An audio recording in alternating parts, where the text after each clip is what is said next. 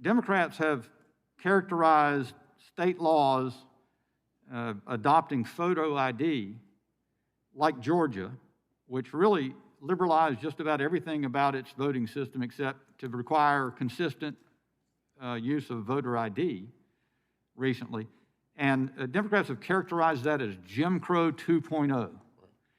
And you just heard the chairman a moment ago attempt to draw an equivalence between the old beans in a jar, guess how many there are, as a means of depriving blacks of the right to vote in Jim Crow, right, as the same thing as voter ID. Right. What do you make of that? Again, I don't understand the logic. And you know, a lot of folks are saying that this is not just about voter ID. Let's go ahead and cut down the brass tacks. Yes, it is. Yes, it is. It's about voter ID because we understand that voter ID is that first line of defense in maintaining election integrity. It's the same way if someone came in here and said, hey, let's get rid of ID requirement to buy firearms. Boy, this place would go crazy because we know that'd be ridiculous.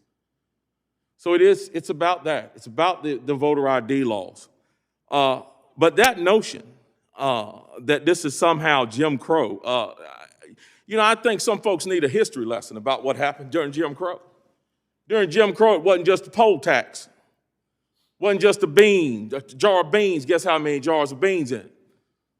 If you stepped outside the line during Jim Crow, you'd find yourself swinging from a tree, or buried somewhere behind somebody's barn, or all cut up, or burned out of your house.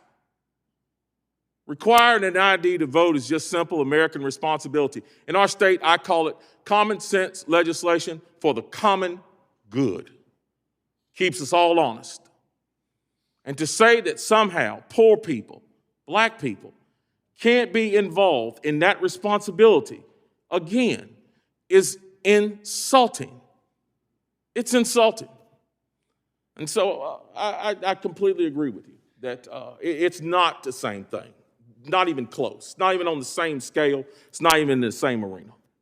Lieutenant Governor Robinson, in North Carolina in 2018, the voters of North Carolina amended our state constitution by a fairly overwhelming vote to require photo ID.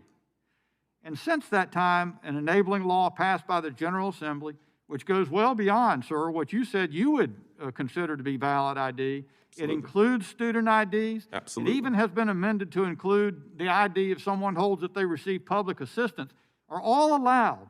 Absolutely. But judges have delayed the effectiveness of that law on the grounds that it is racist. What do you say to that, sir? I'd say to that it's a perfect example of what's going on here today. We have a few elitists who believe that they know better than the people of the state of North Carolina. A few people, 2 or 3 judges that said, I know that 55, 60% of the people of North Carolina said they want voter ID, but I don't think so, and I'm a king, and I know better than you, so I'm going to strike that law down.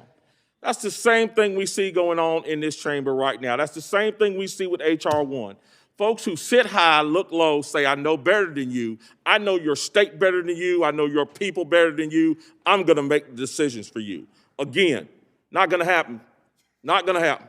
That old saying, not going to happen, Captain, it's alive and well in North Carolina. It's not going to happen. Lieutenant Governor Robinson, Reverend Barber says in North Carolina has been a continuous since 2010. The worst voter suppression campaign laws have been passed and implemented. Sir, how did you become the first black lieutenant governor elected in this past election if the people of North Carolina, through their elected representatives, are working to suppress voters of African American? It's not about voter suppression. I'm going to tell you what my campaign was about. My campaign was about suppressing the lies from the left. That's what it was about. And when I told the people of North Carolina the truth, they heard it and they came running and they pushed my name. And not just white people, but all people that believe in our message. And again, I'm going to reiterate this statement one more time. What is going on in this room right now is all about this right here and the power grab that it ensues. Thank you, sir. Yield back.